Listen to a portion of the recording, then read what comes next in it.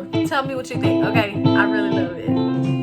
You've officially tuned in to the Epiphany podcast, and I'm your host, Joanna Lynn. Thanks for joining me on my journey of spiritual growth, restoration, and most importantly, transformation. You've got a front row seat, so take my hand as we journey together. We're on the Epiphany, y'all. So, hey everybody, we are here for episode 29. I just want to say my last video last week, either y'all must be really bored at night or y'all are really enjoying my live video podcast.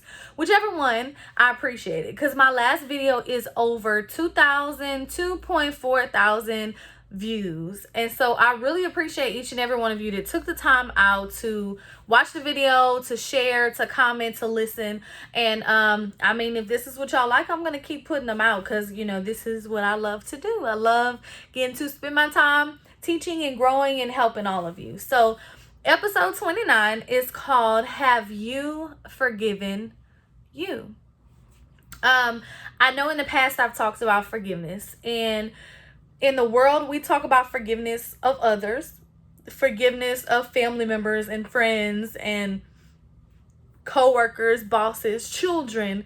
But we don't always talk about forgiving us, forgiving ourselves. You realize that harboring pain and emotion and feelings is bad. You know, when you hold on to anger and pain for a long time, it can make you bitter. But you don't realize that just as much as you have to forgive everyone else in the world, you have to forgive yourself for the things that you've done wrong. So I'm going to start out kind of by telling a part of my personal testimony, because every episode has a part of my story, because that's the whole reason for the podcast, to talk to you about my life, where I've been, and what I'm doing to get through my pain.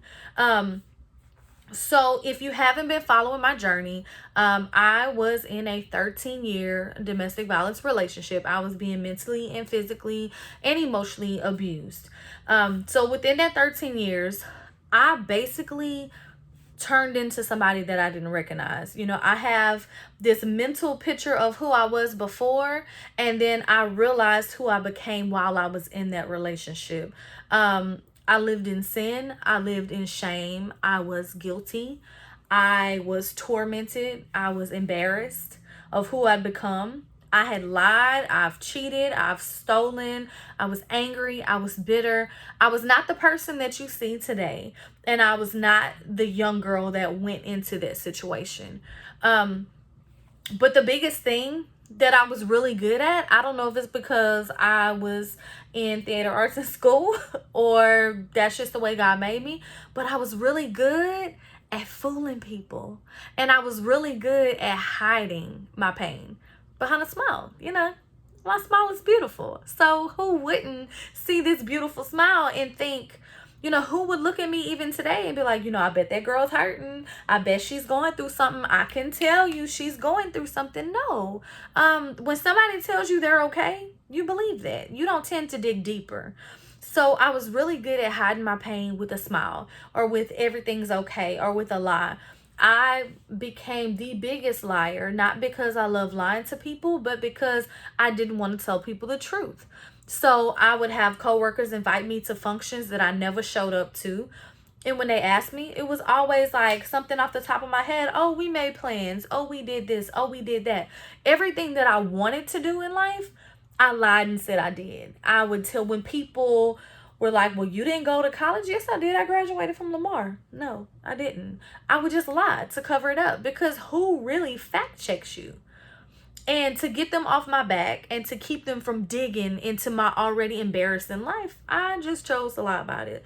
So when I left, and obviously I had a personal relationship with God since I was baptized at 14.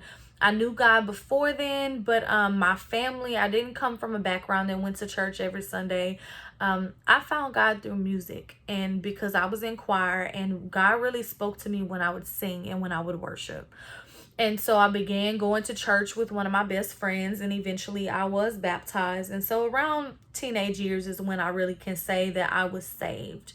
Um, so during these 13 years, one of the biggest things that we would argue about is that he didn't believe in God, didn't like going to church. I couldn't listen to any worship, gospel, anything spiritual, anything that was uplifting or encouraging or strengthening was a no-go. So my first reaction when I got out of that, obviously I knew that I needed to get back right with God. That's a problem in itself. Get back right with God. Because there is nothing that you can do to separate you from God. God, once you believe in him, it is a signed, sealed, delivered contract, and you can't separate that. Even your sin, even your heartache, even your trials and tribulations does not separate you from God. You separate yourself. You put a roadblock between you and God, but you don't separate or relinquish your salvation. So that's something I want you to understand. But when I got ready to get back right with God, to come back to church, I honestly was afraid. And I was afraid because I felt like everything I had done wrong was like tattooed on my forehead. I felt like I was going to walk in the church house and everybody was going to see everything written all over my face. I felt dirty. I felt inferior. I felt worthless. I felt, if you ever really naturally think about when you're driving down the street or when you're walking in a store and there's a homeless person sitting on the curb smoking a cigarette, they're dirty, their clothes are tattered, they're worn down, they're rugged. That's how I felt. And even for the most part, that's how I looked. I look back at pictures of myself back then and I'm like, ugh, who is that? Because I really, because I was hurting, because I was going through so much, it was not only inside, but it was showing on the outside because I didn't care. I wasn't happy. I wasn't joyful. So I felt like if I was to walk into church, some big fire alarm would just blast saying, here goes a sinner, here goes a sinner, y'all see her, she's coming. Like, that's how I felt. Nobody had done that to me. Nobody had told me that. But that's what I felt. That's the weight that I put on my back. I was afraid to talk to God because I knew that I was wrong. I knew that I had done so many things that I shouldn't have done, that he had given me so many opportunities that I not just politely declined, but I threw in the trash like it was nothing. He had given me so many opportunities that I didn't take. And I really was in a position where I was punishing myself more than God was punishing me, because he wasn't. But I really ate myself up. So one song that I really, and pretty much this whole episode is based on the lyrics of this song, because this song has really renewed my spirit, renewed my mind towards God. And it really, I mean, I put this on repeat sometimes when I don't feel close to God, or when I forget who I am, or catch myself slipping. I'm gonna say it like that. So it's called "Come Out of Hiding, You're Safe Here with Me," by Ty Tribbett. And one of the first lines says, "Come out of hiding, you're safe here with me." So this song is written in the context of Jesus speaking to you, of God speaking to you. So he says, "Come out of hiding, you're safe here with me. There's no need to cover what I already see." So we have to learn that God is our safe space. Psalms 91:4 says, "He will cover you with his feathers. He will shelter you with his wings." It reminds me of like a bird that's laid eggs in a nest, and they sit on them not just to keep them warm so they'll hatch, but to protect them. They cover them with sticks and pieces of leaves, and to hide them and make their nest inconspicuous so predators can't find them. They're protecting their children. Even like an alligator's skin is not just skin like you and I, it's scaly, but there are tiny bony plates within the skin that strengthens it and makes it harder to penetrate. The reason I like to look at the world and the animals is because God created them too. So you have to look very carefully at each animal, each organism. He created them all for purpose and to function in a certain manner. And we can see that as examples. So, in the same way that God created an alligator with the bones within its skin to protect it, in the same way that he made a mother bird's instinct to protect most mothers in any type of species, even in the human race, mothers are nurturing, mothers are protecting. That's what God does for us. He covers us with his feathers and he shelters us. Psalm 41:6 says, God, you're such a safe place to find refuge. You are proven help in times of trouble. God is our strength and our refuge. I know it doesn't seem easy, but going to God is the best choice that you will ever make. And it is one of the hardest choices. But that's the thing about life that you want to realize too. It is a choice. God doesn't force us to believe in him. God doesn't force us to follow him. He doesn't force himself on us. He gave us free will. But believing in God and going to God is a choice. And so you have to choose God despite of how you feel. Because God is our judge-free zone. He loves us. He cherishes us and he created us. So, like the words of this song, come out of hiding. You're safe here with me. You are safe with God. And it took me a long time to realize that. So, going back to church was hard because I didn't feel safe. I didn't feel confident. I literally was coming out of hiding. When this song says come out of hiding, I was in a place where I would go in a store and if I recognized someone, I would turn the other way.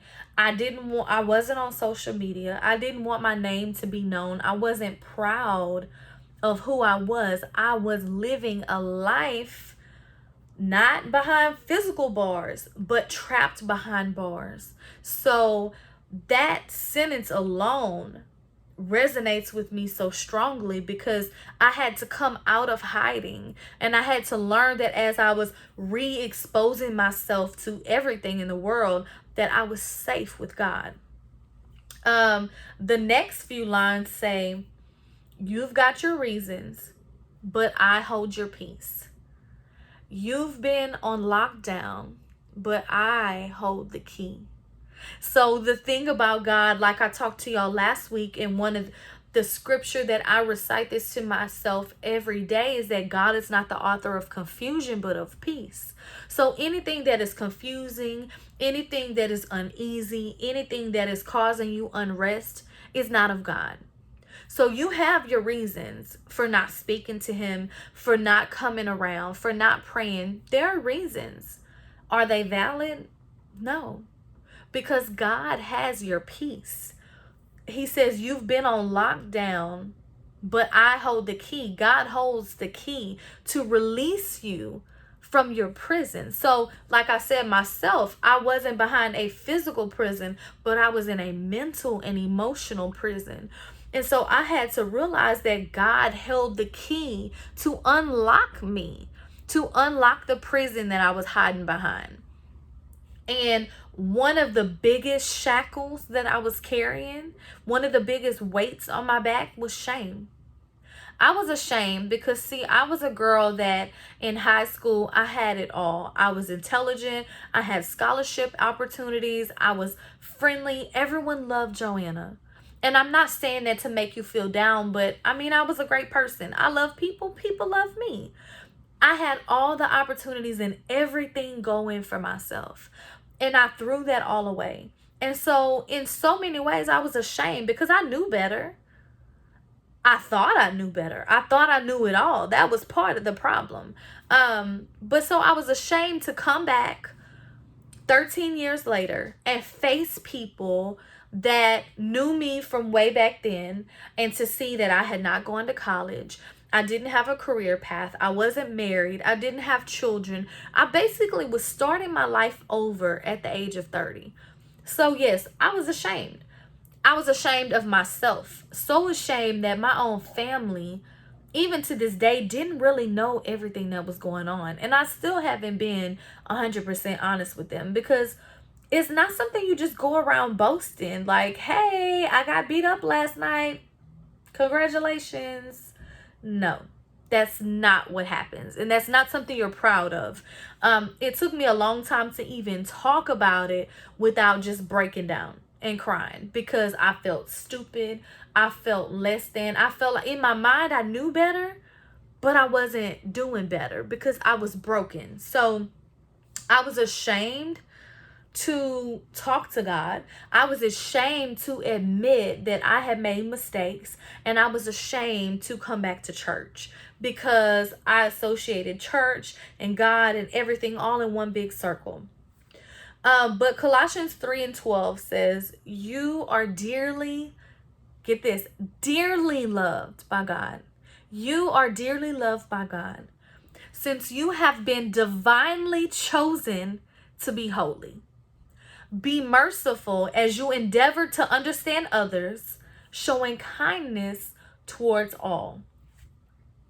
So, the day that you're created, genealogically, you carry your family's DNA.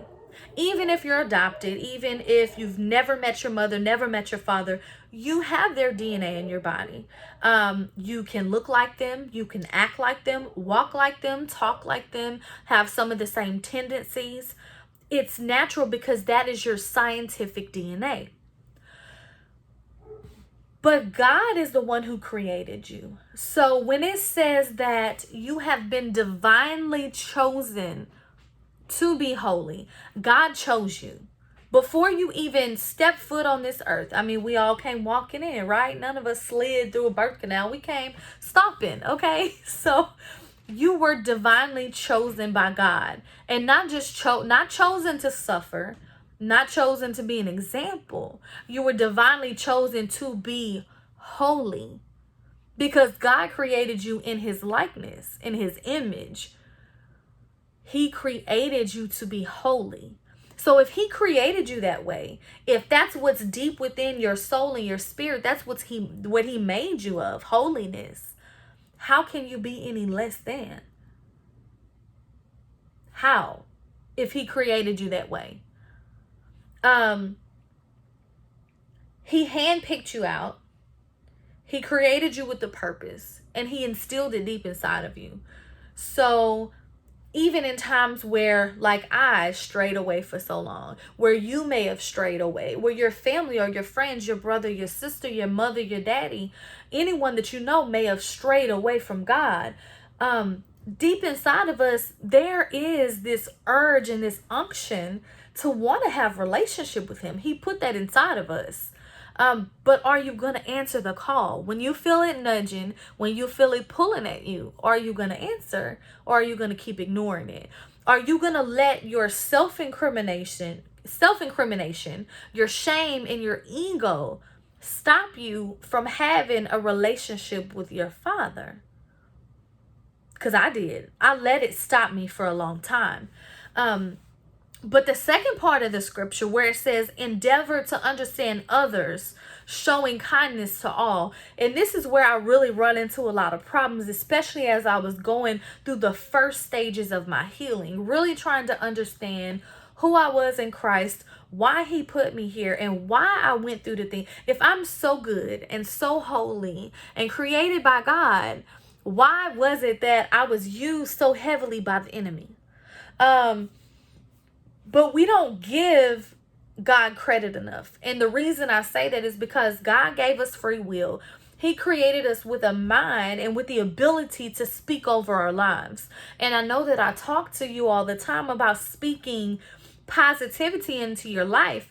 But the fact is, just as much as you have the ability to speak positive and speak prosperous situations into your life, you also have the ability to speak negative and to speak down. And so, yes, I was created holy, and so were you. I was created with a divine purpose, but I was choosing not to walk out that purpose. Whether it was intentionally or unintentionally, I still was choosing not to walk out and live out my full purpose. So that is something that for the longest, when I questioned, God, why do I go through this? Why am I going through this? I'm such a good girl and I love you and I never did anything wrong. Like, those are the things I asked myself.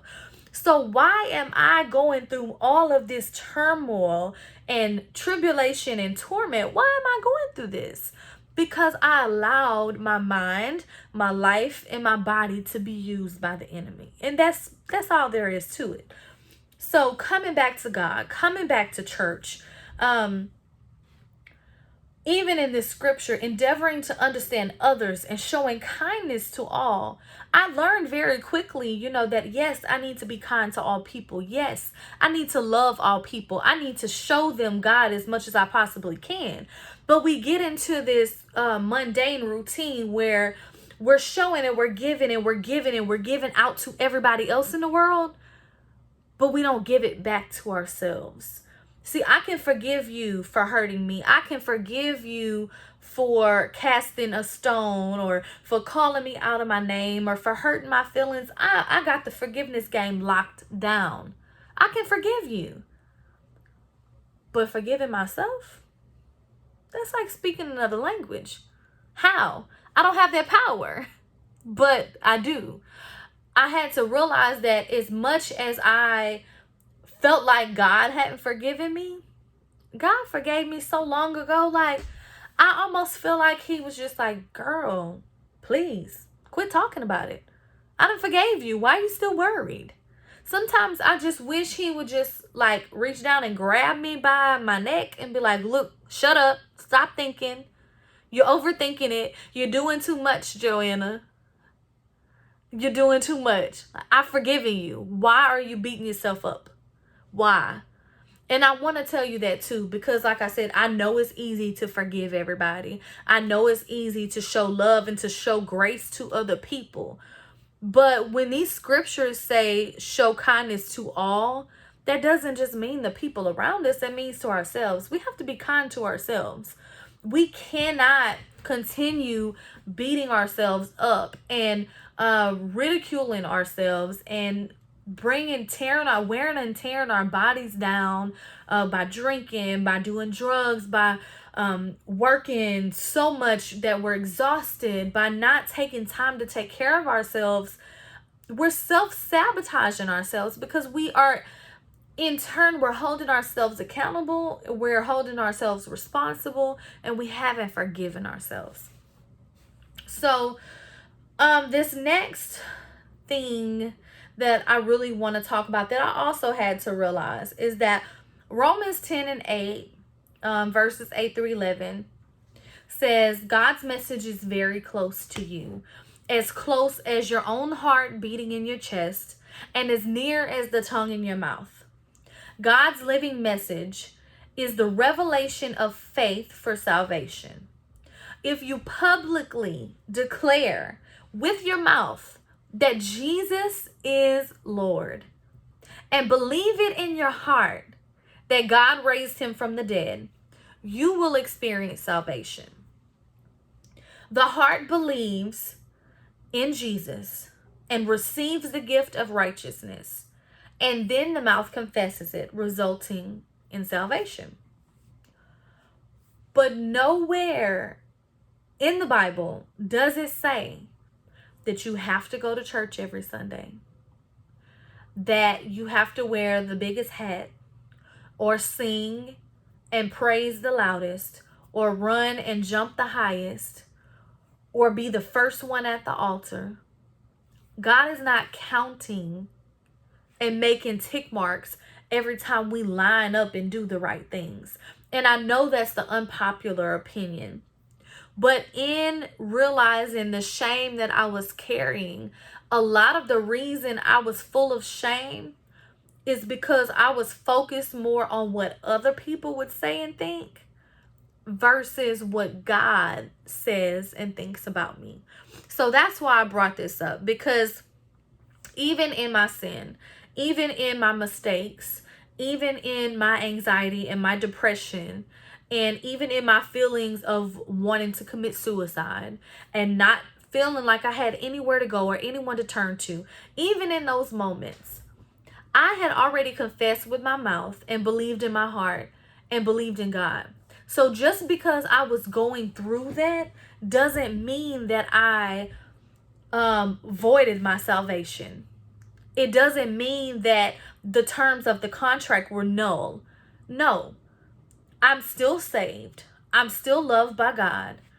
And whether or not I ever step foot in another church or not, that doesn't categorize us.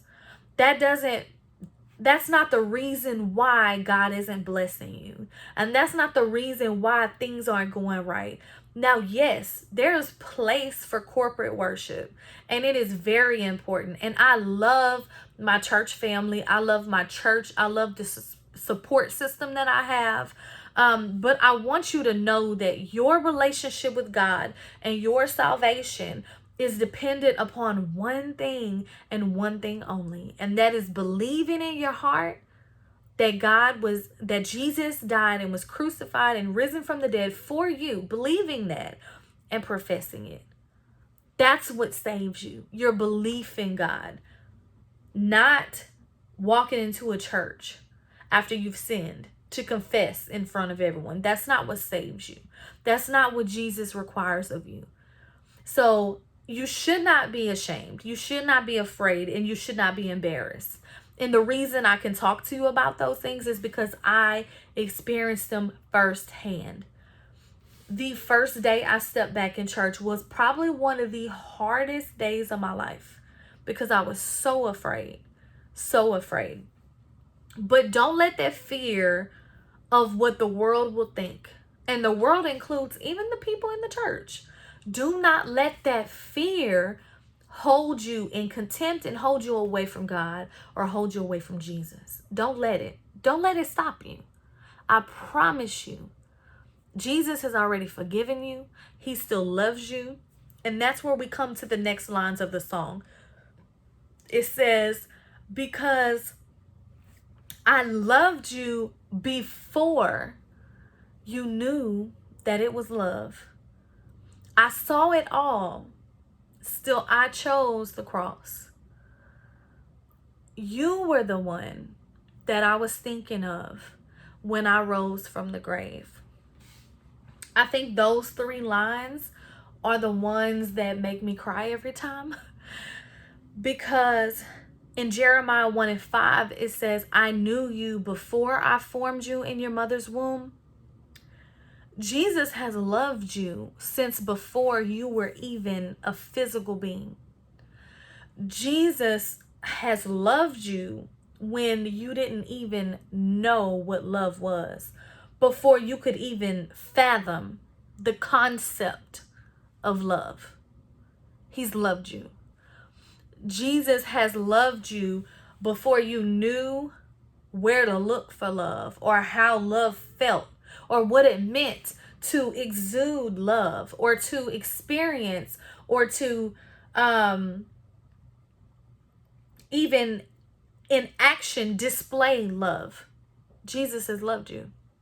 And not only did he love you before you knew it was love, he saw it all. He saw your flaws. He sees your mistakes. He knows that you're not perfect. He's not asking you to be. But he knows that you're not going to get everything right. He knows that you are flawed. He knows that you cannot be on top all the time. Jesus knows that. God knows that. And he saw all of that. And yet he still chose the cross for you. See, that's the part. The fact that he chose the cross. He wasn't forced by God. He had all power. He could have said, God, stop this right now. He was God. Jesus is God. But he still chose to endure that for you. knowing that you would turn your back on him, knowing that you would stop talking to him, knowing that you may be led astray, knowing that you may even convince other people that they're foolish for believing in him. He knows that. And yet he still chose you while seeing all that. See, a lot of us as humans, we make decisions instantaneously based on feelings and emotions. You know, you can be scrolling on Facebook right now and something pops up, an advertisement of a shirt or some shoes or a purse or a new line of makeup or anything, and you think it looks good and you click on it. You've got your card saved on Apple Pay. You pay for it in less than 30 seconds. It's on its way being shipped to your door. That's how quick we expect life to be. Instantaneous decision making based on feelings and emotions, not thinking about your balance, not thinking about the bills that you have to pay, not thinking about the dinner that you promised to go to tomorrow. You see it, you want it, you buy it, and it's yours. That's how quick life is for us today. We make decisions. We're on a good job. We hear about another job that's 50 cents more. We change jobs.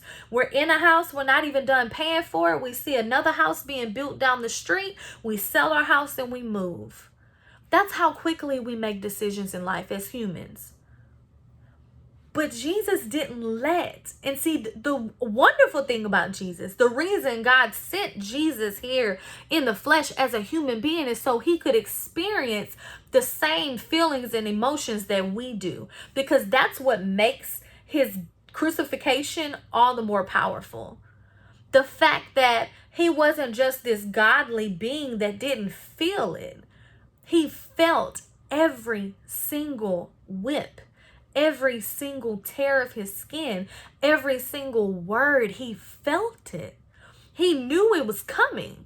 But in the middle of his pain, in the middle of his torment, in the middle of his angst and hurt, can you understand unbearable pain? Women, how many of you are mothers, and in the middle of that delivery, the first thing out of your mouth is, oh my God, I made a mistake. I don't want to do this anymore. Because it hurts so bad. In the middle of that pain and that heartbreak, knowing that people had turned away from him, knowing that people didn't believe him, knowing that people didn't recognize who he was. We seek titles all the time. We seek answers all the time. We want to be the best of the best. We want our name and flashing lights everywhere we go. But Jesus didn't get that. He didn't get that popularity. Jesus didn't get that well-knowingness. He wasn't everybody didn't know who he was. People stood right there in front of him and denied him. But even in the middle of that, he still chose the cross. And he chose it for you. And while he was raising from the grave, he was thinking of you. Because he loved you before you even knew what love was. So that is what I wanted to talk to y'all about today. I want you to know that no matter how down and dirty and horrible you feel, no matter how much you feel like you don't fit in, or you don't fit the mold, or you don't line up to the specifications that this world requires, who said you had to? Because you are qualified by God. He created you in holiness. He loved you before you could even love yourself. So you owe it to yourself. And I say this very, very boldly. You owe it to yourself to forgive you. Forgive yourself. It's hard to look in the mirror and to admit that you made mistakes and that you were wrong. But God has already forgiven you. And all that heartache and those pent-up emotions, the fear and the anxiety and the depression over the things that you've done, feeling like you're not good enough, not stepping out on faith because you don't feel like it belongs to you, It's yours. It was given to you while you were being created. No one can ever take that away from you. God loves you. Forgive yourself. And I love you too. So please share this episode. I appreciate y'all tuning in. Again, if you don't get to watch this episode in full, the podcast is still streaming on Apple Podcasts, Google Podcasts, Podbean, Spotify, iHeartRadio, and YouTube. Please, I know it gets busy and it gets hard, but please subscribe, share, leave me a 5-star rating. Also, if you can share this post with someone that you know needs to hear this message tonight, I will greatly appreciate it. It is not always the easiest thing to get out here and to talk about some of the deepest parts of my life, but I feel like they are not worth anything if I don't use them for the glory of God. And that's what it's all about. So I love all of y'all. Thank you so much for tuning in. And y'all have a wonderful night. I cannot wait to see you next week. Mwah!